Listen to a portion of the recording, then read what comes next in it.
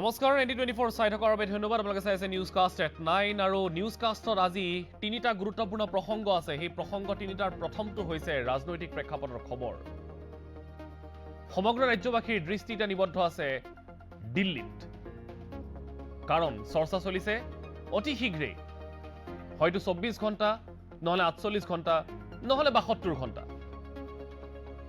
অতি শীঘ্ৰে কেন্দ্ৰীয় কেবিনেট সলনি হ'ব আৰু নতুন নতুন মুখ এইবাৰ মন্ত্ৰীৰ তালিকাখনত দেখিবলৈ পোৱা গৈছে তালিকাখনত কাৰ কাৰ নাম আছে সেইখিনি অতি গুৰুত্বপূৰ্ণ কিন্তু তাতকৈ গুৰুত্বপূৰ্ণ অসমৰ বাবে এই কাৰণে কাৰণ প্ৰাক্তন মুখ্যমন্ত্ৰী সৰ্বানন্দ সোণোৱালৰ নামটো এইবাৰ তালিকাত খুবেই উচ্চাৰিত হৈছে ডক্টৰক লৈ বিভিন্ন চৰ্চা চলিছে এটা কি খবৰ আছে দিল্লীৰ পৰা সেইখিনি খবৰ আমি দিম দ্বিতীয়তে গুৰুত্বপূৰ্ণ প্ৰসংগ আছে গুৱাহাটী বিশ্ববিদ্যালয়ৰ এটা খবৰ যিটো খবৰে বিশেষকৈ শিক্ষক সমাজক যথেষ্ট বিমূৰত পেলাইছিল শিক্ষক সমাজৰ মাজত অসন্তুষ্টি দেখা দিছিল অৱশেষত সেই সমস্যাটো সমাধান হোৱাৰ পথত আৰু এতিয়া মূল যুঁজখন আচাৰ্য বনাম উপাচাৰ্য এনে ধৰণৰ এটা পৰিৱেশ এটাৰ সৃষ্টি হৈছে গুৰুত্বপূৰ্ণ হ'ব ছাত্ৰ একতা সভাই কি বিচাৰে শিক্ষকসকলে কি বিচাৰে আৰু তাৰ পাছত আচাৰ্যগৰাকীয়ে অৰ্থাৎ ৰাজ্যপালগৰাকীয়ে কি সিদ্ধান্ত গ্ৰহণ কৰে তৃতীয়তে এছঅপিৰ প্ৰসংগ এছঅপিক লৈ বিভিন্নজনৰ বিভিন্ন মত তাৰ মাজতে কেইটামান গুৰুত্বপূৰ্ণ পইণ্ট আছে এছঅপিক লৈ আৰম্ভ কৰিছো ৰাজনৈতিক প্ৰেক্ষাপটৰ খবৰেৰে ইতিমধ্যে আমি জনাইছো যে সকলোৰে দৃষ্টি নিবদ্ধ আছে দিল্লীত কাৰণ দিল্লীত এতিয়া গুণাগঠা চলি আছে নতুন যিখন মন্ত্ৰী তালিকা সেই তালিকাত কাৰ কাৰ নাম অন্তৰ্ভুক্ত হ'ব তাৰ মাজতে চৰ্চা চলিল যে 8 জুলাই অৰ্থাৎ বৃহস্পতিবাৰে প্ৰধানমন্ত্ৰী নৰেন্দ্ৰ মোদীৰ সম্প্ৰসাৰিত কেবিনেটৰ নতুন সদস্যসকলে শপত গ্ৰহণ কৰাৰ পূৰ্ণ সম্ভাৱনা আছে ইয়াৰ পূৰ্বে মোদীৰ নতুন কেন্দ্ৰীয় যি কেবিনেট সেই কেবিনেটত স্থান নিশ্চিত হোৱা সকল মঙলবাৰে পুৱাৰ পৰাই দলীয় হাইকমাণ্ডৰ আমন্ত্ৰণ ক্ৰমে দিল্লীত উপস্থিত হৈছে ৰাজধানীত উপস্থিত হৈছেগৈ কেবিনেটত স্থান লাভ কৰাৰ যিসকল সম্ভাৱনা আছে সেই সম্ভাৱনা থকা প্ৰতিগৰাকী ব্যক্তি তাৰ মাজতে অসমৰ সদ্যপ্ৰাক্তন মুখ্যমন্ত্ৰী তথা 2014 চনত প্ৰধানমন্ত্ৰী নৰেন্দ্ৰ মোদীৰ নেতৃত্বত গঠিত প্ৰথমখন চৰকাৰৰ সদস্য সৰ্বানন্দ সোণোৱাল গৈ দিল্লীত উপস্থিত হৈছে আজি দিল্লীৰ পৰিৱেশটো কেনেকুৱা এই সন্দৰ্ভত এটা বিশেষ ৰিপৰ্ট তাৰ পাছত এটা ব্ৰেকিং নিউজ দিল্লীৰ পৰা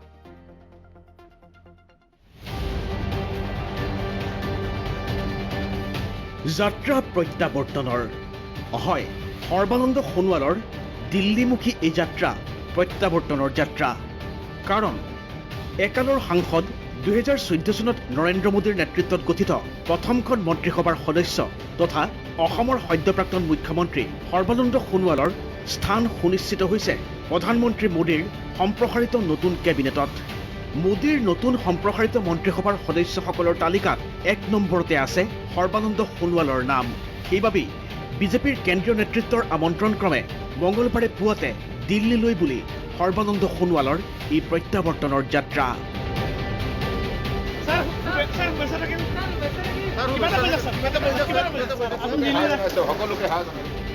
অসমত সোণোৱালৰ নেতৃত্বতে বিজেপিৰ প্ৰথমখন চৰকাৰ তেওঁৰ নেতৃত্বতে 2019 চনৰ লোকসভা নিৰ্বাচনত অসমৰ পৰা নিৰ্বাচিত বিজেপি সাংসদৰ সংখ্যা বৃদ্ধি আৰু পুনৰ 2021 বিধানসভা নিৰ্বাচনত বিজেপিৰ জয়লাভ কিন্তু ইমানখিনিৰ পিছতো দলীয় নেতৃত্বৰ এটা মাথো আহ্বানৰ প্ৰতি সঁহাৰি জনাই হাঁহি হাঁহি সোণোৱালে এৰি দিছিল মুখ্যমন্ত্ৰীৰ আসন নহল কোনো বিৰোধ সামান্য বিসম্বাদ আৰু কথা ৰাখিলে প্ৰধানমন্ত্ৰী মোদী তথা বিজেপি হাইকমাণ্ডেও মাজুলীৰ বিধায়ক বিদায়ী মুখ্যমন্ত্ৰী সোণোৱালক অতিকে সন্মানজনক স্থানত সংস্থাপন দিয়াৰ প্ৰতিশ্ৰুতি পূৰণ কৰাৰ বাবেই মঙলবাৰে পুৱা দিল্লীলৈ তলব বিজেপি হাইকমাণ্ডৰ এতিয়া বাকী মাথো কেবিনেট দপ্তৰ প্ৰদানৰ আনুষ্ঠানিকতা ইফালে প্ৰধানমন্ত্ৰী মোদীৰ নতুন কেবিনেটত স্থান পাবলগীয়া নতুন মন্ত্ৰীৰ তালিকাত সোণোৱালৰ পিছতেই দ্বিতীয় স্থানত আছে জ্যোতিৰাদিত্য সিন্ধিয়াৰ নাম একেদৰেই মঙলবাৰে পুৱা বিজেপি হাইকমাণ্ডৰ আমন্ত্ৰণ ক্ৰমে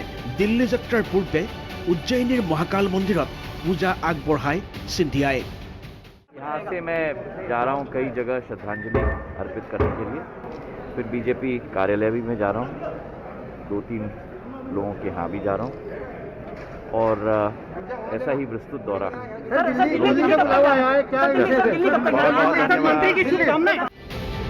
উল্লেখযোগ্য যে সোণোৱাল সিন্ধিয়াৰ উপৰি নতুন কেন্দ্ৰীয় কেবিনেটত স্থান পাবলগীয়াসকলৰ তালিকাত আছে বিহাৰৰ প্ৰাক্তন উপমুখ্যমন্ত্ৰী সুশীল মোদী, মহাৰাষ্ট্ৰৰ প্ৰাক্তন মুখ্যমন্ত্ৰী নাৰায়ণ ৰাণে, প্ৰয়াত এলজেপি নেতা ৰামবিলাস পাছোৱানৰ ভাতৃ পশুপতি কুমাৰ পৰশ আদিৰ নাম।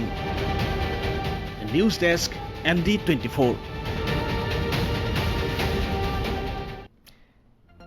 এয়া আছিলে আজি সন্ধিয়া পৰ্যন্ত খবৰ, কিন্তু এই মুহূৰ্তত দিল্লীৰ পৰা খবৰ আছে। এখন তালিকা এই মুহূৰ্তত আমাৰ হাতত আহি পৰিছে, এই তালিকাখন গাম, কিন্তু তাৰ আগতে এটা ব্ৰেকিং নিউজ আহিছে দিল্লীৰ পৰা, আৰু এই ব্ৰেকিং নিউজ জনাব আমাৰ নিউজ এডিটৰ দীপক গগৈ। দীপক গগৈ, আপোনাৰ ওচৰলৈ আহিছো। দিল্লীৰ শেহতীয়া খবৰ কি আছে? কিবা ব্ৰেকিং নিউজ আছে? নিশ্চিত ৰূপত মানস কেন্দ্ৰীয় মন্ত্ৰীসভা কেতিয়া সম্প্ৰসাৰণ হ'ব এই বিষয়টোক লৈ দেশজুৰি এই মুহূৰ্তত উৎকণ্ঠা, কিন্তু যি খবৰ এই মুহূৰ্তত আহি পৰিছে, কাইলৈ বৃহস্পতিবাৰে নহয়, কাইলৈ সন্ধিয়া 6 বজাত হ'ব নৰেন্দ্ৰ মোদী মন্ত্ৰীসভাৰ সম্প্ৰসাৰণ। এই অৰ্থাৎ বুধবাৰে ব্ৰেকিং নিউজ হয়, বুধবাৰে সন্ধিয়া 6 বজাত নৰেন্দ্ৰ মোদী মন্ত্ৰীসভাৰ সম্প্ৰসাৰণ হ'ব। এই তথ্য আমাৰ হাতলৈকে এই মুহূৰ্তত মানস আহিছে। আমি এই ব্ৰেকিং নিউজটো এই মুহূৰ্তত আমাৰ দৰ্শকসকলক দিব বিচাৰিছোঁ। বুধবাৰে সন্ধিয়া নৰেন্দ্ৰ মোদী মন্ত্ৰীসভাৰ সম্প্ৰসাৰণ হ'ব, সন্ধিয়া 6 বজাত অনুষ্ঠিত হ'ব এই শপত গ্ৰহণ অনুষ্ঠান। ৰাষ্ট্ৰপতি ভৱনৰ অচুখলত অনুষ্ঠিত হ'ব শপত গ্ৰহণ অনুষ্ঠান। 20ৰ পৰা 25 গৰাকী নতুন মন্ত্ৰীয়ে এই অনুষ্ঠানত শপত গ্ৰহণ কৰিব, আৰু সকলো কোভিড প্ৰটোকল মানি শপত গ্ৰহণ অনুষ্ঠানৰ ইতিমধ্যে পূৰ্ণ প্ৰস্তুতি চলিছে। শপত গ্ৰহণ অনুষ্ঠানলৈ ইতিমধ্যে কেতবোৰ নীতি নিৰ্দেশনা দিয়া হৈছে। নতুন মন্ত্ৰীৰ লগত মাত্ৰ এজন লোককে, পৰিয়ালৰ এজন লোককে যোৱাৰ অনুমতি দিয়া হ'ব। এই খবৰ ইতিমধ্যে দিল্লীৰ পৰা আহি পৰিছে। মানস, আমি ব্ৰেকিং নিউজটো পুনৰ জনাইছোঁ। বুধবাৰে সন্ধিয়া 6 বজাত দিল্লীৰ ৰাষ্ট্ৰপতি ভৱনৰ অশোকা হলত অনুষ্ঠিত হ'ব নৰেন্দ্ৰ মোদী মন্ত্ৰীসভাৰ নতুন সম্প্ৰসাৰিত মন্ত্ৰীসভাৰ শপত। দীপক গগৈ, আপোনাৰ ওচৰলৈ গৈ আছে। এটা ব্ৰেকিং নিউজ জনাইছোঁ এই মুহূৰ্তত ND24 দৰ্শকসকলক। বৃহস্পতিবাৰ নহয়, বুধবাৰে অৰ্থাৎ কাইলৈ মোদী মন্ত্ৰীসভাৰ যিখন সম্প্ৰসাৰণ, সেই সম্প্ৰসাৰণ হ'ব পাৰে, পূৰ্ণ সম্ভাৱনা আছে। কাইলৈ সন্ধিয়া 6 বজাত এই শপত গ্ৰহণ অনুষ্ঠান হ'ব। ক'ত হ'ব? ৰাষ্ট্ৰপতি ভৱনৰ অশোক হলত এই শপত গ্ৰহণ অনুষ্ঠান হ'ব।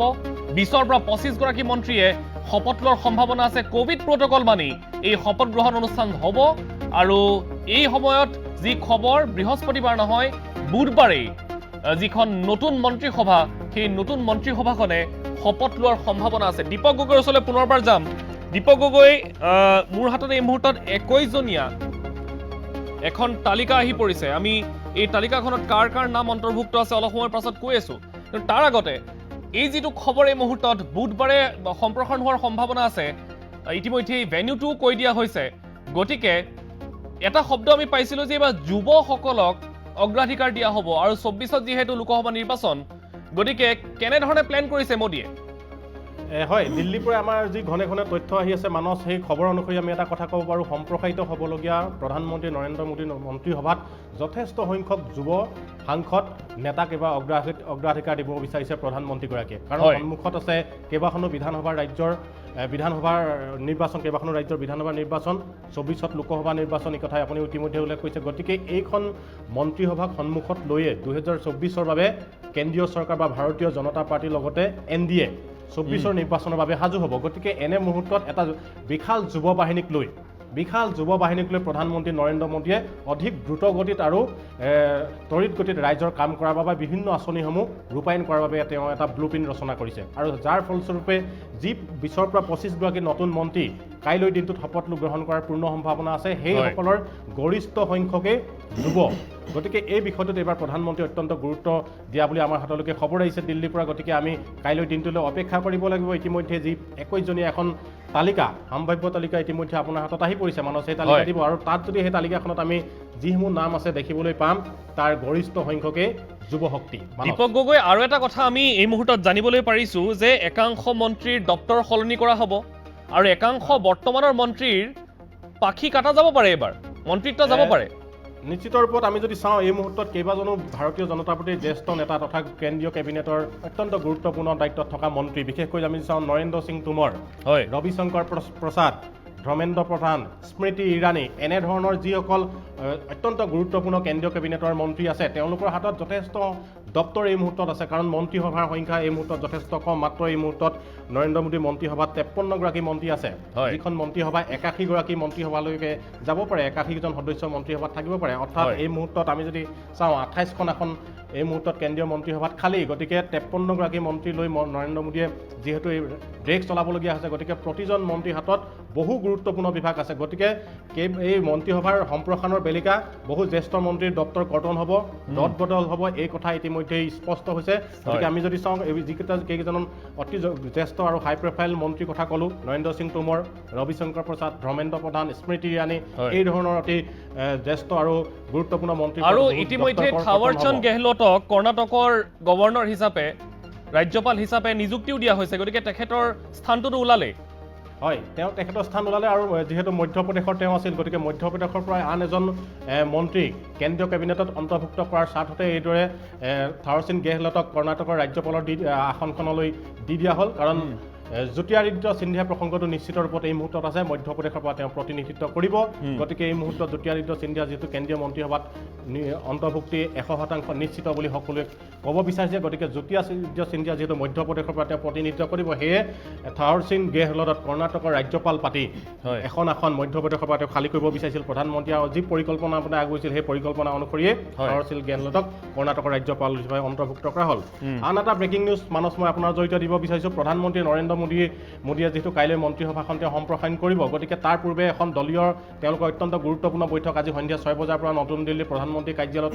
বাসগৃহত অনুষ্ঠিত হোৱাৰ কথা আছিল কিন্তু কিছু সেই বৈঠকখন পলমকৈ নিশা 10 বজাত আৰু প্ৰায় 1 ঘণ্টাৰ পিছতেই অনুষ্ঠিত হ'ব বুলি আমাৰ হাতলৈকে দিল্লীৰ পৰা খবৰ আহিছে প্ৰায় সেই 10 বজাৰ পিছতে প্ৰধানমন্ত্ৰীৰ বাসগৃহত চৰকাৰী বাসগৃহত এই বৈঠকখন অনুষ্ঠিত হ'ব বৈঠকত উপস্থিত থাকিব কেন্দ্ৰীয় গৃহমন্ত্ৰী অমিত শ্বাহ বিজেপিৰ ৰাষ্ট্ৰীয় সভাপতি JP নাড্ডা প্ৰতিৰক্ষা মন্ত্ৰী ৰাজনাথ সিং ভাৰতীয় জনতা পাৰ্টিৰ জ্যেষ্ঠ নেতাসকলৰ ভিতৰত BL সন্তোষ থাকিব এই খবৰ আমাৰ হাতলৈকে আহিছে RSSৰ কোনো এজন ব্যক্তি তাই এই বৈঠকখনত উপস্থিত থকাৰ পূৰ্ণ সম্ভাৱনা বুলি ইতিমধ্যে বিভিন্ন সূত্ৰৰ পৰা আমি গম পাইছোঁ গতিকে এই বৈঠকখনত কেন্দ্ৰীয় কেবিনেট সম্প্ৰসাৰণৰ বেলিকা বহু কথা আলোচনা হোৱাৰ পূৰ্ণ সম্ভাৱনা আছে নিশা 10 বজাৰ পৰা এই বৈঠকখন অনুষ্ঠিত হ'ব সমান্তৰালভাৱে হয় আৰু বহুকেইটা দিশ এবাৰ মন্ত্ৰীসভাৰ সম্প্ৰসাৰণৰ বেলিকা প্ৰধানমন্ত্ৰীয়ে গুৰুত্ব দিব বুলি ইতিমধ্যে বিভিন্ন সূত্ৰত আমাৰ হাতলৈকে তথ্য আহি পৰিছে বিশেষকৈ প্ৰতিটো ক্ষুদ্ৰ ক্ষুদ্ৰ জাতি জনগোষ্ঠীৰ প্ৰতিনিধিত্ব কৰিব পৰা সাংসদ নেতাক তেওঁ এবাৰ মন্ত্ৰীসভাখনত অন্তৰ্ভুক্ত কৰাৰ এটা প্ৰয়াস চলোৱাৰ বুলি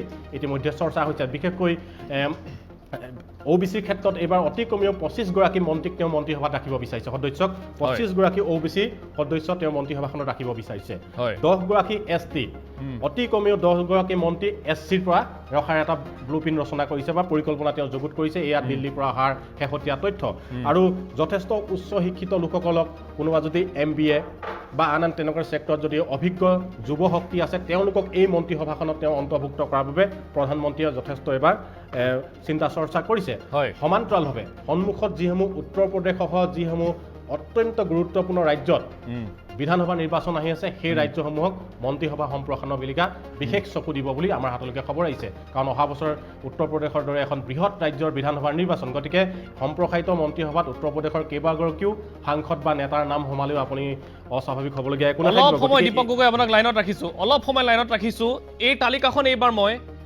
ND24 দৰ্শকসকলক পঢ়ি শুনাবলৈ বিচাৰিছোঁ যে এই যিখন তালিকা আমাৰ হাতত পৰিছে তাত কাৰ কাৰ নাম আছে আৰু আপোনাক জনাওঁ যে প্ৰথমতেই নাম আছে অসমৰ প্ৰাক্তন মুখ্যমন্ত্ৰী সৰ্বানন্দ সোণোৱালৰ এই তালিকাখন আমি দেখুৱাইছোঁ আপোনালোকক প্ৰথম নাম আছে প্ৰাক্তন অসমৰ মুখ্যমন্ত্ৰী সৰ্বানন্দ সোণোৱাল তাৰ পাছত আছে বিহাৰৰ প্ৰাক্তন ডেপুটি CM আৰু ৰাজ্যসভাৰ সাংসদ সুশীল মোদীৰ নাম তৃতীয়তে আছে মহাৰাষ্ট্ৰৰ প্ৰাক্তন মুখ্যমন্ত্ৰী তথা বৰ্তমানৰ ৰাজ্যসভাৰ সাংসদ নাৰায়ণ ৰাণে আমি ইতিমধ্যে তেখেতৰ নামটো উল্লেখ কৰিছিলোঁ চতুৰ্থতে নন্দুৰবাৰ লোকসভা সমষ্টিৰ সাংসদ হীনা গাভিতৰ নাম এই মুহূৰ্তত নতুনকৈ সন্নিৱিষ্ট কৰা হৈছে হীনা গাভিত তাৰ পাছত বীৰ লোকসভা সমষ্টিৰ পৰা প্ৰীতম মুণ্ডেৰ নামটো এই মুহূৰ্তত সংযোজিত কৰা হৈছে এই তালিকাত ইতিমধ্যে দীপক গগৈ কৈছে যে বিভিন্ন দিশ এইবাৰ সামৰি লোৱা হৈছে আৰু উদ্দেশ্য 2024ৰ লোকসভা নিৰ্বাচন গতিকে নাম কিছু নতুন নাম এইবাৰ শুনিবলৈ পোৱা গৈছে কিন্তু কালি আমি কৈছিলোঁ যে বৰ্তমানৰ ৰাজ্যসভাৰ সাংসদ জাফৰ ইছলাম তেখেতৰ নামো আছে এই তালিকাখনত তাৰ পাছত আছে মিৰ্জাপুৰৰ লোকসভা সাংসদ অনুপ্ৰিয়া পটেল তেখেতৰ নামটো এই তালিকাত অন্তৰ্ভুক্ত হৈছে। তাৰ পাছত হুগলীৰ লোকসভা সাংসদ লংকেট চেটাৰ্জী তেখেতৰ নামটো সন্নিবিষ্ট হৈছে এই মুহূৰ্তত। মেদিনীপুৰ লোকসভা সমষ্টিৰ সাংসদ দিলীপ ঘোষ তেখেত বৰ্তমান পশ্চিমবংগ ৰাজ্যিক বিজেপিৰ সভাপতি।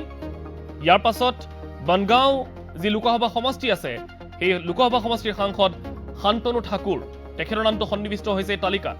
তাৰ পাছত আছে গড়ৱাল লোকসভা সমষ্টিৰ তীৰথ সিং ৰাৱত, ইতিমধ্যে চৰ্চা চলিছিল তেওঁৰ বিষয়ে, তেওঁৰ নামটো এই তালিকাত অন্তৰ্ভুক্ত হৈছে। আৰু আছে হাজিপুৰ লোকসভা সমষ্টিৰ সাংসদ পশুপতি কুমাৰ পাৰস তেখেতৰ নামটো সন্নিবিষ্ট হৈছে। ইয়াৰ পাছত প্ৰাক্তন কেন্দ্ৰীয় ৰাজ্যিক মন্ত্ৰী আৰু বৰ্তমান সময়ত ৰাজ্যসভাৰ সাংসদ শিৱ প্ৰতাপ শুক্লা তেখেতৰ নামটো এই তালিকাত সন্নিবিষ্ট হৈছে। চিৰচা লোকসভা সমষ্টিৰ সাংসদ সুনীতা দুগ্গল বিতৰ্ক মাজতে কিছু ঠাই পাইছিল, তেখেতৰ নামটো বিতৰ্কত সোমাই পৰিছিল, কিন্তু এইবাৰ আকৌ তেখেতে মন্ত্ৰীসভাত স্থান লাভ কৰাটো প্ৰায় নিশ্চিত হৈছে। তালিকাখন 21জনীয়া তালিকা, সুনীতা দুগ্গল। তাৰ পাছত ৰাজ্যসভাৰ সাংসদ RCP সিং, ইতিমধ্যে আমি কৈছিলো। মুংগেৰ লোকসভা সমষ্টিৰ সাংসদ লল্লন সিং তেখেতৰ নামটো অন্তৰ্ভুক্ত কৰা হৈছে। ইফালে চৌৰু লোকসভা সমষ্টিৰ ৰাহুল কাছৱা তেখেতৰ নামটো নতুনকৈ সন্নিবিষ্ট কৰা হৈছে। অশ্বিনী বৈষ্ণৱ ৰাজ্যসভাৰ সাংসদ তেখেতৰ নামটো সন্নিবিষ্ট কৰা হৈছে। নতুন দিল্লীৰ লোকসভাৰ সাংসদ মীনাক্ষী লেখী এই নামটো আমাৰ বৰ্তমান সময়ত যিখন তালিকা দি আছিল তাত নাছিলে, নতুনকৈ সন্নিবিষ্ট হৈছে মীনাক্ষী লেখীৰ নামটো। তাৰ পাছত উত্তৰ পূব দিল্লীৰ লোকসভা সাংসদ মনোজ তিৱাৰীৰ নামটো আছে, আৰু শেষত আছে লাডাখৰ যিগৰাকী লোকসভা সাংসদ জাময়াং চেৰিং নামগেয়াল। ইতিমধ্যে এই তালিকাখন 17জনীয়া তালিকা আছিল, এতিয়া 21জনীয়া তালিকালৈ তালিকাখন বৰ্তমান সময়ত কৰা হৈছে। গতিকে এইকেইগৰাকী প্ৰাৰ্থীৰ নাম ইতিমধ্যেই প্ৰায় চূড়ান্ত হৈছে দিল্লীত, কেৱল আনুষ্ঠানিকতাৰ বাকী। এতিয়া দীপক গগৈ, যিখন আমি তালিকা পাইছো, দপ্তৰৰ কিবা খবৰ পাইছে নেকি আপুনি? কাক কি দপ্তৰ দিয়াৰ সম্ভাৱনা আছে এই ক্ষেত্ৰত মানুহে জানিবলগীয়া, তেওঁলোকৰ উৎসুকতা বহুতখিনি বেছি। চাওক মানুহ যিহেতু এই বিষয়টোক লৈ সমগ্ৰ দেশৰ লোক উৎকণ্ঠিত, কোনে কি দপ্তৰ পাব, কোনজন মন্ত্ৰীৰ হাতত কি বিভাগ থাকিব, এই বিষয়টোক লৈ সাধাৰণ জনতাই নহয়, আমোলা বিষয়াৰ পৰা সকলো লোক অত্যন্ত উদ্গ্ৰীৱ হৈ থাকে, উৎকণ্ঠিত হৈ থাকে নতুন মন্ত্ৰীজনৰ হাতত কি কি বিভাগ যাব। কিন্তু আটাইতকৈ অত্যন্ত গুৰুত্বপূৰ্ণ বিষয় হ'ল যে এই বিভাগটো যে এই সকলো এই এক্টিয়াৰ প্ৰধানমন্ত্ৰীৰ হাতত এই মুহূৰ্তত এই সকলো কথা। গতিকে প্ৰধানমন্ত্ৰীয়ে শপত গ্ৰহণ কৰাৰ পিছত কোনজন মন্ত্ৰীক কি দপ্তৰ দিয়ে এয়া কোৱাটো অত্যন্ত এটা জটিল কথা। কিন্তু তথাপিও বহু বিভাগৰ কথা ওলাইছে, কোনজন নেতাক কোনটো বিভাগ দিয়া হ'ব, কিন্তু সেই ধাৰণাৰ ওপৰত এই মুহূৰ্তত কৈ দিয়াটো যথেষ্ট উচিত কথা নহ'ব, যিহেতু প্ৰধানমন্ত্ৰীৰ এক্টিয়াৰ এটা বিষয়। গতিকে কাইলৈ আমি শপত গ্ৰহণ অনুষ্ঠান প্ৰথম অৱস্থাত হ'ব, পৰৱৰ্তী সময়ত নিশা 9, 10 বা 11 বজালৈ দপ্তৰসমূহ বিতৰণ কৰাৰ পূৰ্ণ সম্ভাৱনা আছে। এইখিনি আমি সময়লৈ অপেক্ষা কৰা ভাল, কাৰণ অনুমানৰ ওপৰত ভিত্তি কৰি কোৱা কথাটো মুঠেই এটা দায়বদ্ধ সংবাদ প্ৰতিষ্ঠান হিচাপে আমি মুঠেই গণ্য নকৰোঁ। গতিকে এই মুহূৰ্তত সেই বিষয়টো আমি পিছলৈ ৰাখিছোঁ। কিন্তু মানুহত যদি আমি চাওঁ, যেতিয়া শিৱসেনা, শিৰোমণি আকালি দল NDAৰ পৰা আঁতৰি গুচি গ'ল, সেই মুহূৰ্ততো কেইবাখনো আসন খালী হ'ল। ৰামবিলাস পাছোৱান LJPৰ নেতা, তেওঁ যেতিয়া আকস্মিকভাৱে মৃত্যু হ'ল, অত্যন্ত গুৰুত্বপূৰ্ণ বিভাগ কেন্দ্ৰীয় কেবিনেটত তেওঁ আছিল, সেইসমূহ আসন এই মুহূৰ্তত খালী হৈ আছে। গতিকে আৰু পুত্ৰ চিৰাগ পাছৱানেও কিন্তু বিশেষ পাৰফৰ্মেঞ্চ দেখুৱাব পৰা নাই। গতিকে এনেসমূহ বিষয়ক লৈ কেন্দ্ৰীয় মন্ত্ৰীসভাত যথেষ্ট আসন খালী হৈ আছে। আৰু ইতিমধ্যে কৈছোঁ একোজন মন্ত্ৰীৰ হাতত বহু গুৰুত্বপূৰ্ণ বিভাগ আছে। গতিকে সন্মুখত 24ৰ লোকসভা যিহেতু নিৰ্বাচন আছে, গতিকে সকলো বিভাগ খুব দক্ষ লোকৰ হাতত প্ৰধানমন্ত্ৰী নৰেন্দ্ৰ মোদীয়ে এইবাৰ অৰ্পণ কৰাৰ চেষ্টা কৰিব। আৰু পশ্চিমবংগৰ কথা যদি আমি চাওঁ, পশ্চিমবংগত সৌদিনা বিধানসভা নিৰ্বাচন অনুষ্ঠিত হৈ গ'ল অসমৰ সমানে। গতিকে তাত যিকেইগৰাকী নাম এই মুহূৰ্তত আহিছে, হুগলীৰ সাংসদ লকেট চেটাৰ্জী বা ৰাজ্যিক বিজেপিৰ তাৰ দিলীপ ঘোষৰ নামটো এই মুহূৰ্তত চৰ্চিত আছে। লকেট চেটাৰ্জী আৰু দিলীপ ঘোষক যদিহে মন্ত্ৰীসভাত সম্প্ৰসাৰণ হ'বলগীয়া মন্ত্ৰীসভাত অন্তৰ্ভুক্ত কৰে, তাত এটাই লক্ষ্য 24ৰ লোকসভা নিৰ্বাচন। গতিকে এইখন বৃহৎ ৰাজ্যৰ পৰা দুগৰাকীকৈ কেন্দ্ৰীয় মন্ত্ৰীক যদিহে অন্তৰ্ভুক্ত কৰে, সেয়া লক্ষ্য উদ্দেশ্য হ'ব 24ৰ নিৰ্বাচন। অৱশ্যে উত্তৰ প্ৰদেশৰ কথাটো অন্য সুকীয়া হ'ব, কাৰণ সন্মুখত আছে বিধানসভা নিৰ্বাচন। গতিকে এই খবৰখিনি দিল্লীৰ পৰাই ঘনে ঘনে আমাৰ হাতলৈকে আহি আছে। গতিকে অহা সময়ছোৱাত পুৱালৈকে যথেষ্ট আৰু এই নিউজ আপডেট হ'ব, বা বহু নতুন তথ্য সংযোজিত হ'ব, বহু নাম চৰ্চালৈ আহিব, বা এই যিখন তালিকা আমি 21জনীয়া নাম তাত এই মুহূৰ্তৰ ৰাইজৰ আগত ৰাখিছোঁ, তাৰ পৰা 2-1 নাম কৰ্তনো হ'ব পাৰে, অতিৰিক্ত সংযোজনো হ'ব পাৰে। এই খবৰবিলাক গতিকে পুৱালৈকে আমি অপেক্ষা কৰিব লাগিব, অথবা বিয়লিলৈকে আমি অপেক্ষা কৰিব লাগিব। কিন্তু যি খবৰ বিয়লিলৈকে আহিছিল যে বৃহস্পতিবাৰে পুৱা 10:30 বজাত দিল্লীৰ ৰাষ্ট্ৰপতি ভৱনত শপত গ্ৰহণ হ'ব, সেই সময়সীমা আগুৱাই কাইলৈ সন্ধিয়া 6 বজালৈকে লৈ অনা হৈছে। এই নিশ্চিত খবৰ আমাৰ হাতলৈকে নতুন দিল্লীৰ পৰা এই মুহূৰ্তত আহি পৰিছে। নিশ্চয় দীপক গগৈ, আপুনি উল্লেখযোগ্য প্ৰসংগ উল্লেখ কৰিছে, কিন্তু আপোনাক ধন্যবাদ জ্ঞাপন কৰিছোঁ আমাক পোনপটীয়া সম্প্ৰচাৰত এইখিনি কথা স্পষ্ট কৰি দিয়াৰ বাবে। আপুনি পশ্চিমবংগৰ কথা উল্লেখ কৰিছে, এতিয়া উত্তৰাখণ্ডত যি কিছুদিন পূৰ্বে মুখ্যমন্ত্ৰীগৰাকীৰ সালসলনি ঘটোৱা হ'ল, যিটো কাৰণ দেখুওৱা হৈছিল, সেই কাৰণটো কিন্তু এতিয়া ৰাজনৈতিক প্ৰেক্ষাপটত মমতা বেনাৰ্জীৰ বাবে এটা ইংগিত বুলি কোৱা হৈছে। কাৰণ নিশ্চয় আপোনালোকে পঢ়িলে গম পাব গোটেই ৰাজনৈতিক প্ৰেক্ষাপটটো কি, কিন্তু সিও নিশ্চয়কৈ আগন্তুক সময়ত যি পশ্চিমবংগৰ ৰাজনীতি আছে তাত প্ৰভাৱ পেলাব। এই মুহূৰ্তত এইখিনি খবৰ আছিল দিল্লীৰ পৰা, আৰু যদি কিবা খবৰ আহে আমি আপোনালোক দিম। কিন্তু দিল্লীৰ যিটো পথ পৰিৱৰ্তন বৰ্তমান হৈছে তাৰ কিন্তু প্ৰত্যক্ষ আৰু পৰোক্ষ প্ৰভাৱ অসমতো পৰিছে। এই কথা কোনেও নুই কৰিব নোৱাৰে। কাৰণ যদিহে মুখ্যমন্ত্ৰী সৰ্বানন্দ সোণোৱালে দিল্লীলৈ যায়, তেখেতে কেন্দ্ৰীয় মন্ত্ৰিত্ব গ্ৰহণ কৰে, তেতিয়াহ'লে কিন্তু ইয়াত মাজুলীত উপ নিৰ্বাচন হোৱাটো একেবাৰে নিশ্চিত হৈ পৰিছে। আৰু যদি তেনে হয় তেতিয়াহ'লে মাজুলীত কি হ'বলৈ গৈ আছে? এইখিনি চৰ্চা চলি থকাৰ মাজতেই বাদ বিসম্বাদৰ খবৰ আহিছে মাজুলীৰ পৰা, আৰু এই বাদ বিসম্বাদ এতিয়াও প্ৰদেশ কংগ্ৰেছত কমা নাই। ইজনৰ পিছত সিজন নেতাই দল ত্যাগ কৰিছে, পদত্যাগ কৰিছে, আৰু তাৰ পাছত কংগ্ৰেছত আন এটা অথন্তৰ ঘটিছে। মাজুলী জিলা কংগ্ৰেছৰ সভাপতি পদৰ পৰা হঠাৎ পদত্যাগ কৰিছে প্ৰাক্তন মন্ত্ৰী তথা প্ৰাক্তন বিধায়ক ৰাজীৱ লোচন পেগুৱে। ৰাজীৱ লোচন পেগুৰ পদত্যাগৰ পিছতেই আৰম্ভ হৈছে ব্যাপক চৰ্চা। বিজেপিত যোগদান কৰিব নেকি কংগ্ৰেছৰ জ্যেষ্ঠ নেতাগৰাকীয়ে? ইয়াক লৈও বিভিন্ন চৰ্চা চলিছে। এই সন্দৰ্ভত আজিৰ দিনটোত কোনে কি কয় অলপমান শুনাবলৈ বিচাৰিছো। কংগ্ৰেছৰ প্ৰাৰ্থী হিচাপে, মাজুলীৰ প্ৰাৰ্থী হিচাপে মনোনীত হৈছিলোঁ, তেতিয়াই মই পদত্যাগ কৰিব লাগিছিল জিলা সভাপতি পদৰ। কাৰণ এইটো AICC নিৰ্দেশ আছিল, কিন্তু ইয়াতে মোক তেতিয়া পদত্যাগ কৰিবলৈ দিয়া নহ'ল।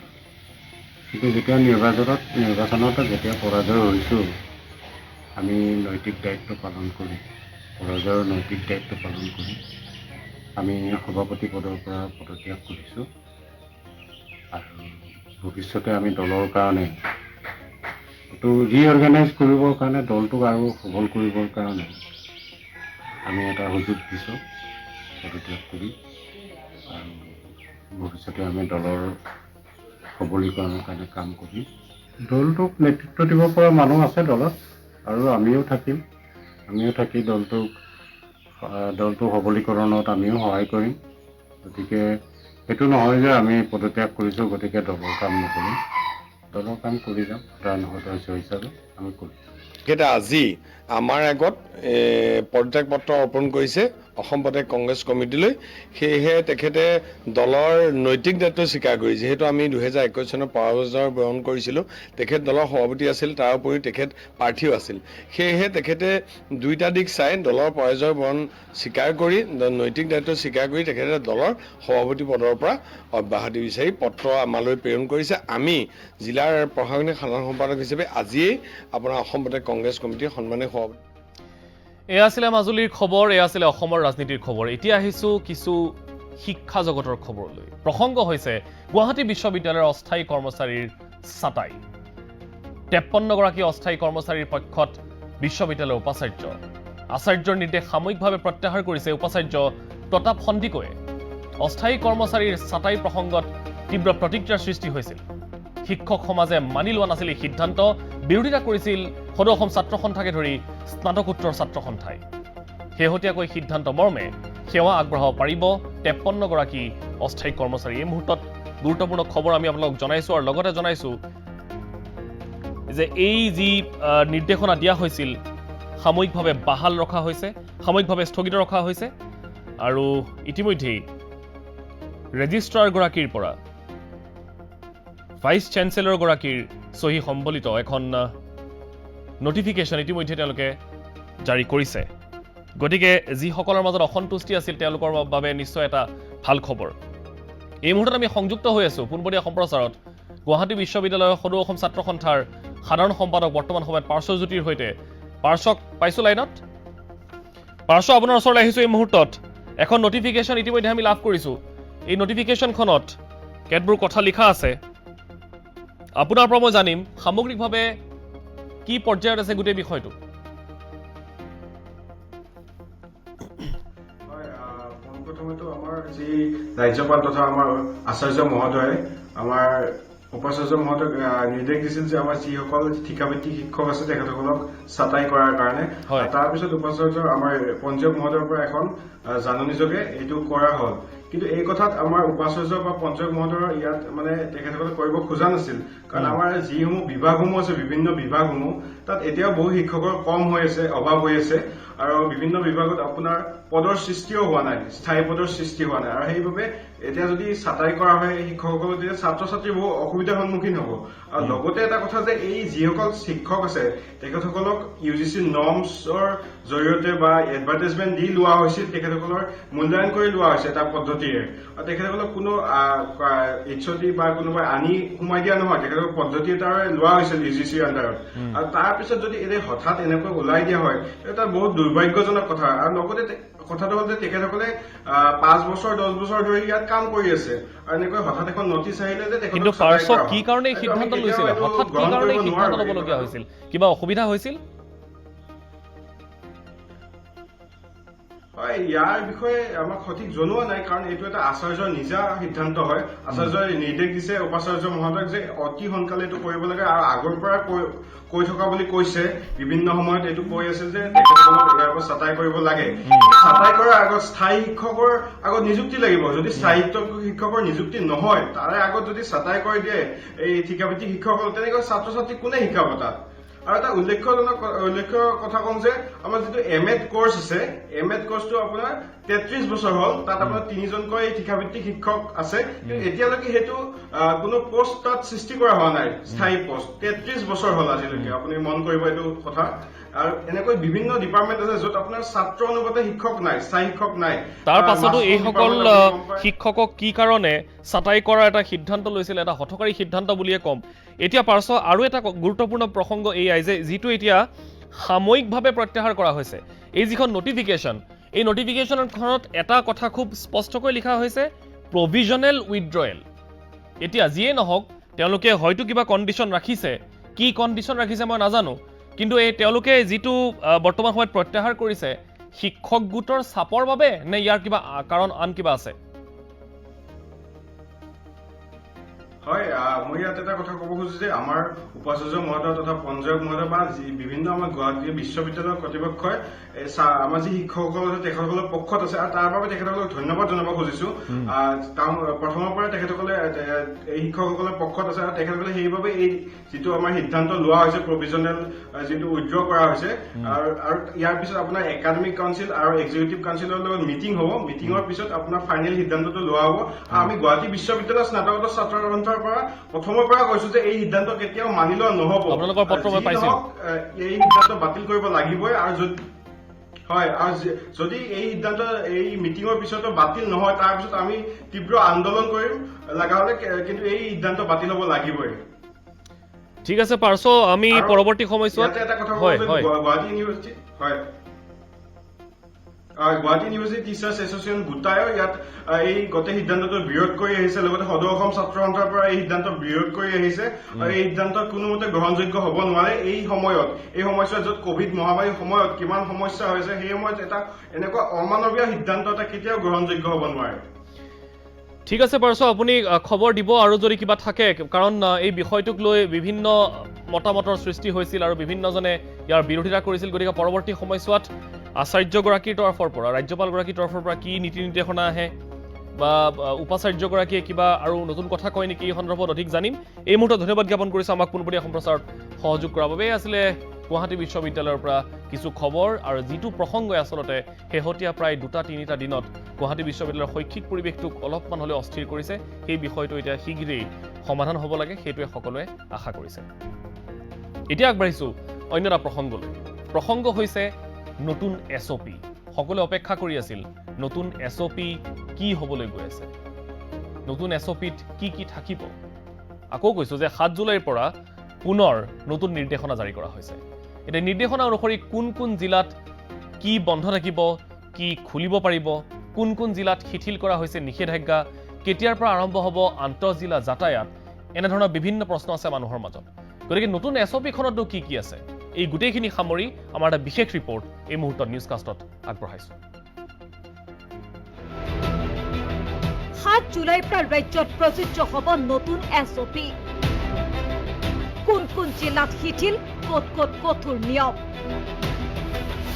7 জুলাইৰ পৰা ৰাজ্যত প্ৰযোজ্য হোৱাকৈ প্ৰকাশ কৰিছে নতুন এছঅপি তিনিটা ভাগত ভাগ কৰা হৈছে ৰাজ্যৰ সকলো জিলা ৰাজ্যৰ 7খনকৈ জিলাক সম্পূৰ্ণ কণ্টেইনমেণ্ট জোন ঘোষণা 16খন জিলাত 2 বজাৰ পৰাই সান্ধ্য আইন বাকী 11খন জিলাত 5 বজাৰ পৰা জাৰি কৰা হৈছে সান্ধ্য আইন সম্পূৰ্ণৰূপে কণ্টেইনমেণ্ট জোন ঘোষণা কৰা 7খন জিলা হ'ল শোণিতপুৰ গোৱালপাৰা গোলাঘাট যোৰহাট লখিমপুৰ বিশ্বনাথ মৰিগাঁও দিনৰ 2 বজাৰ পৰা সান্ধ্য আইন জাৰি কৰা হৈছে শিৱসাগৰ ডিব্ৰুগড় তিনিচুকীয়া ধেমাজি বৰপেটা নলবাৰী বক্সা বজালী কামৰূপ দৰং নগাঁও হোজাই কাছাৰ কৰিমগঞ্জ আৰু কাৰ্বি আংলঙত কামৰূপ মেট্ৰকে ধৰি 11খন জিলাত পূৰ্বৰ দৰে 5 বজাৰ পৰা সান্ধ্য আইন কামৰূপ মহানগৰ চৰাইদেউ চিৰাং ওদালগুৰি মাজুলী বঙাইগাঁও পশ্চিম কাৰ্বি আংলং ডিমা হাছাও হাইলাকান্দি ধুবুৰী আৰু দক্ষিণ শালমৰাত বিয়লি 5 বজাৰ পৰা জাৰি কৰা হৈছে সান্ধ্য আইন কি নিষেধাজ্ঞা থাকিব সম্পূৰ্ণ কণ্টেইনমেণ্ট জোন ঘোষিত 7খন জিলা 5 বজালৈকে খোলা থাকিব গেলামালৰ দোকান লগতে খোলা থাকিব শাক-পাচলি ফল-মূলৰ দোকান খোলা থাকিব ফাৰ্মাচীকে ধৰি অত্যাৱশ্যকীয় সেৱা গেলামালৰ দোকান ফাৰ্মাচী অত্যাৱশ্যকীয় সেৱাৰ বাদে 7 জিলাত বন্ধ থাকিব আন সকলো ব্যৱসায়িক প্ৰতিষ্ঠান দিনৰ 2 বজাৰ পৰা সান্ধ্য আইন জাৰি কৰা 16খন জিলাত 1 বজাতে বন্ধ কৰিব লাগিব দোকান পোহাৰ 5 বজাত সান্ধ্য আইন জাৰি কৰা 11 জিলাত 4 বজালৈ খুলিব পাৰিব দোকান পোহাৰ শিৱসাগৰ আৰু ডিব্ৰুগড় জিলাত চোকা নজৰ ৰাখিব স্বাস্থ্য বিভাগ আৰু প্ৰশাসনে আন সকলো জিলাতে সংক্ৰমণ বৃদ্ধি পালে ঘোষণা হ'ব কণ্টেইনমেণ্ট জোন আৰু মাইক্ৰ কণ্টেইনমেণ্ট জোন হিচাপে জিলা উপায়ুক্তক দিয়া হৈছে বিশেষ দায়িত্ব অধিক সংক্ৰমণ হলেই কণ্টেইনমেণ্ট জোন ঘোষণাৰ নিৰ্দেশ কণ্টেইনমেণ্ট জোনত আৰক্ষী প্ৰশাসনে যোগান ধৰিব সামগ্ৰী সকলো পৰিয়ালকে 2000 টকাৰ খাদ্য সামগ্ৰী যোগান ধৰিব চৰকাৰে 2000 টকা কেছ নিদিয়ে 2000 টকাৰ মূল্যৰ খোৱা সামগ্ৰী দিব 15 কিলো চাউল ঠিক তেনেদৰে 2 লিটাৰ মিঠাতেল আলু 5 কিলো পিয়াজ 2 কিলো সব আমি ঠিক কৰি দিছো যে 2000 টকাত কোনটো বস্তু কিমান সামগ্ৰী পাব এই গোটেইখিনি লিষ্ট কৰি দিয়া আছে কে গা ধোৱা সাবুনলৈকে দিয়া আছে 18 অনুৰ্ধৰ বাবে শংকাৰ কাৰণ সন্তানৰ সুৰক্ষাৰ ক্ষেত্ৰত সাৱধানতা অৱলম্বনৰ আহ্বান স্বাস্থ্য মন্ত্ৰীৰ 30 জুনলৈকে 38 কোভিড আক্ৰান্ত 18 অনুৰ্ধৰ মৃত্যু ঘটিছে 7 জুলাইৰ পৰা 7 দিনৰ বাবে কাৰ্যকৰী হ'ব এই নতুন নিৰ্দেশনা ভিডিঅ' জাৰ্নেলিষ্ট অমৃতৰ সৈতে অগ্নি গগৈ ৰিপৰ্ট ND24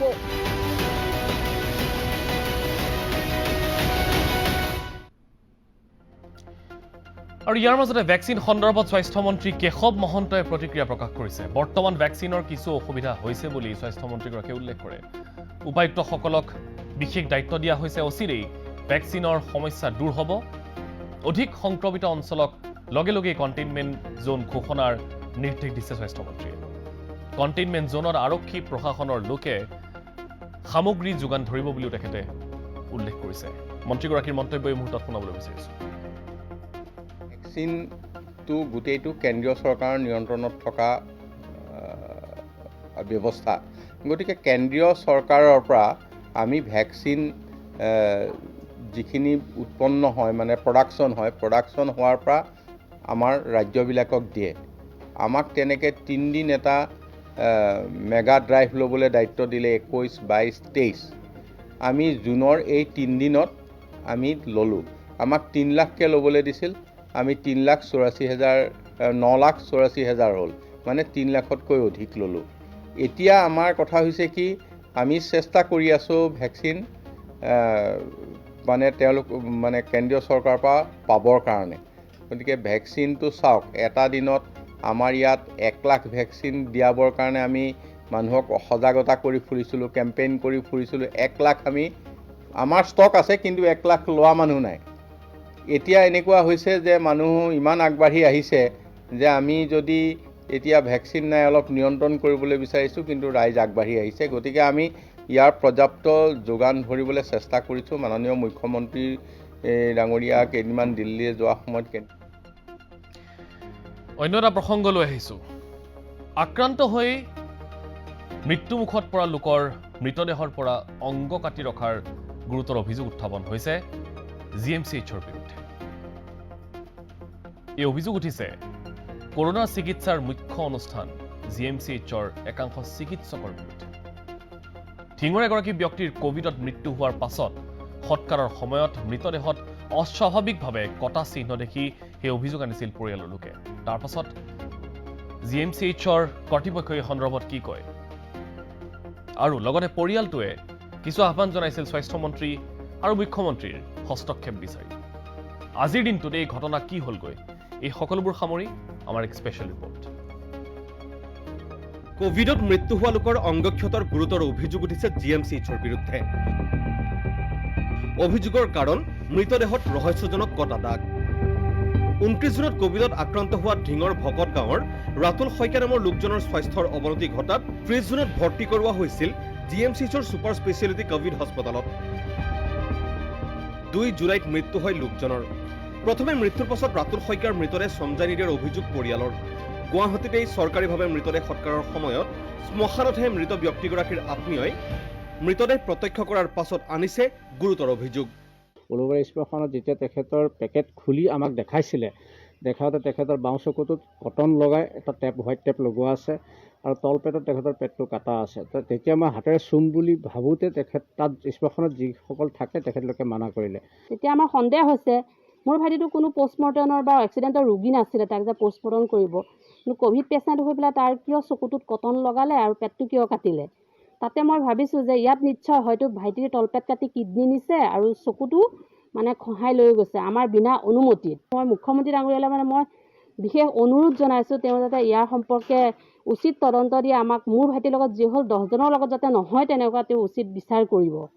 কিন্তু পৰিয়ালটোৰ অভিযোগ একেমুখেই অস্বীকাৰ GMCH কৰ্তৃপক্ষৰ।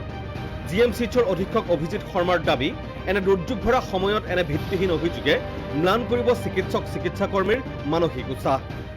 যোনটো অভিযোগ আনিছে কি চকু আৰু বেলেগ অংগ পেটৰ পৰা কাটি পেলাই, ইট ইজ টোটেলি বেছলেছ। আপোনালোকক মই ফটোটো দেখাই দিছোঁ, লাষ্ট ফটোটো, য'ত তেখেতৰ চকুৰ মণিটো আপোনালোকে দেখাই পাইছে। পেটৰ যোনটো কথা কৈছে সেইটো টি-শ্বাৰ্টৰ ওপৰত প্লাষ্টাৰ মাৰা আছে, টি-শ্বাৰ্টৰ ওপৰত প্লাষ্টাৰ মাৰা আছে for identification that we are trying our best.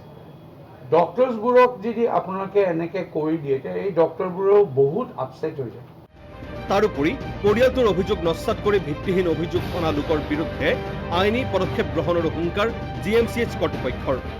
Phone কৰি পেলাই আমাৰ ডক্টৰকো এইমাত্ৰ গম পাইছোঁ বেয়াকৈ কৈছে বুলি, তেতিয়া সেই ৰিটেন কমপ্লেইনটো আহিছে, আমি কমপ্লেইনটো পুলিচ ষ্টেচনলৈ পঠাই দিছোঁ। চাওক, আমিতো এইবাৰ এইটো সদায় হৈ থাকিলে নহ'ব, আমি গভৰ্ণমেণ্টলৈ লিখিম কি এনেকুৱা কৰিছে, আমি কি কৰোঁ।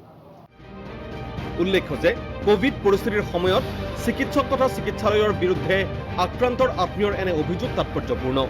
বিষয়টোক লৈ প্ৰতিক্ৰিয়া স্বাস্থ্যমন্ত্ৰী কেশৱ মহন্তৰো। ঠিক আছে, এতিয়াই খা খবৰ ল'ম, এতিয়াই ল'ম আৰু কি আছে তাৰ বিষয়ে আপোনালোকক মানে জানিবলৈ দিম। Bureau report ND24। এতিয়া আহিছোঁ এটা কেলেংকাৰী খবৰলৈ। আঁচনি ৰূপায়ণৰ নামত ভৈয়াম জনজাতি আৰু অন্যান্য পিছপৰা শ্ৰেণী কল্যাণ বিভাগত এটা বিয়াগুম কেলেংকাৰীৰ কিছু তথ্য পোৱা গৈছে। বিত্তীয় অনুশাসন উলংঘা কৰি কোনে কেনেকৈ এই কোটি কোটি টকাৰ কেলেংকাৰী সংঘটিত কৰিলে আৰু এই তথ্য আমাৰ হাতত কেনেকৈ পৰিলে, চাওক এটা এক্সক্লুচিভ ৰিপৰ্ট এই কেলেংকাৰী সন্দৰ্ভত। পৰ্বতসম কেলেংকাৰীৰ বাবেই যেন এতিয়া সলনি হৈ গৈছে এটা চৰকাৰী বিভাগৰ নাম। আচল নাম ভৈয়াম জনজাতি আৰু অন্যান্য পিছপৰা শ্ৰেণী কল্যাণ বিভাগ, চমুকৈ WPT&BC। কিন্তু চিনাকি হৈ পৰিছে ঠিকাদাৰ বিষয়া কৰ্মচাৰীৰ কল্যাণ বিভাগ হিচাপে। WPT&BCৰ কেলেংকাৰীৰ দস্তাবেজ ND24ৰ হাতত। আঁচনি ৰূপায়ণৰ নামত কেৱল আৰু কেৱল লুণ্ঠন, শৰাধ, শ শ কোটি চৰকাৰী ধন। হিতাধিকাৰীয়ে গমেই নাপায়, অথচ পুঁজি আবণ্টিত হৈ শেষ হৈ যায়। RTIৰ অধীনত কৰা এক আবেদনৰ উত্তৰত কি কৈছে চাওক বিভাগটোৰ উপ সঞ্চালকে। যোগানকাৰীৰ বিল আদায়ৰ সময়ৰ কোনো চালানেই নাই জিলা পৰ্যায়ত। চালান অবিহনেই মোকলাই দিয়া হয় ঠিকাদাৰৰ বিল, কেৱল ঠিকাদাৰৰ স্বাৰ্থত বিত্তীয় অনুশাসন উলংঘা। ঠিকাদাৰৰ স্বাৰ্থত হিতাধিকাৰীৰ প্ৰতি পিঠি WPTN-BCৰ। বছৰৰ পিছত মানে 19-20ত সেই বস্তুটো আহিছে। লিষ্ট এতিয়াও নাই। লিষ্ট এতিয়া প্ৰায় হৈছেই, মাত্ৰ কিচ্ছুৰ হোৱা নাই বৰ্তমান। কেৱল ইমানেই নহয়, 2020 চনৰ মাৰ্চ মাহৰ ভিতৰত WPTN-BCৰ SOPD শিতানৰ 328 কোটি টকা খৰচ কৰিলে ঠিকাদাৰ বিষয়া কৰ্মচাৰীয়ে। সকলো বিত্তীয় অনুশাসন ভংগ কৰি চালান নোহোৱাকৈ সহজেই ঠিকাদাৰে উলিয়াই নিলে 328 কোটি টকা। প্ৰথমে শুনক কোন কোন ঠিকাদাৰী প্ৰতিষ্ঠানৰ পকেটত সোমাল এই 328 কোটি টকা। Messrs Shri Siddha Mangal, messrs JK engineering and agro services, messrs এছ'চিজ, messrs JN trading, messrs Indranuj Kashyap, messrs Purbanchal enterprise, messrs Kanchan enterprise, messrs Pragati paper converters আদি। কাগজে পত্ৰই এইসমূহ ঠিকাদাৰী প্ৰতিষ্ঠানে 328 কোটি টকাৰে বিভাগটোৰ দৰিদ্ৰ হিতাধিকাৰীসকলক কিনো যোগান ধৰিলে? সৌৰচাকি, টিনপাত, বীজ, paddy reaper, bio' organic soil, exercise book, sport uniform kit, power tiller, agricultural kit, water filter, tablet PC, চিলাই মেচিন ইত্যাদি ইত্যাদি। কিন্তু কাগজে পত্ৰেহে যোগান ধৰা এইসমূহ সামগ্ৰী এতিয়াও লাভ কৰা নাই দৰিদ্ৰ হিতাধিকাৰীসকলে। এই অসুবিধাটো হ'ল এই এবাৰ BTRৰ ইলেকশ্যন, তাত অধিসূচনা জাৰি হৈছিলে, আৰু নেক্সট আকৌ বিধানসভা ইলেকশ্যন, তাৰপিছত আকৌ বিধানসভা যোৱাৰ পিছতে আৰু কৰোণা। সেইকাৰণে আমি বহুত অসুবিধা পাই আছোঁ আমি ডিষ্ট্ৰিবিউশ্যন কৰাৰ কাৰণে। নহ'লে লিষ্ট বনাই আমি গোটেইখিনি ডিষ্ট্ৰিবিউশ্যন কৰিব পাৰোঁ। দৰিদ্ৰই চৰকাৰী সামগ্ৰী পোৱা নাই, অথচ চালান নোহোৱাকৈ পুঁজি সৰকাৰে ঠিকাদাৰে। ঠিকাদাৰৰ মৰম চেনেহৰ ভাগ বটোৱাৰাত নিবুকা চামন হৈ গদগদ বিষয়া কৰ্মচাৰী, যাৰ বাবে WPTN-BC বিভাগক এতিয়া ঠিকাদাৰ বিষয়া কৰ্মচাৰীৰ কল্যাণ বিভাগ বুলিবলৈ কুণ্ঠাবোধ নকৰা হৈছে কোনোৱে।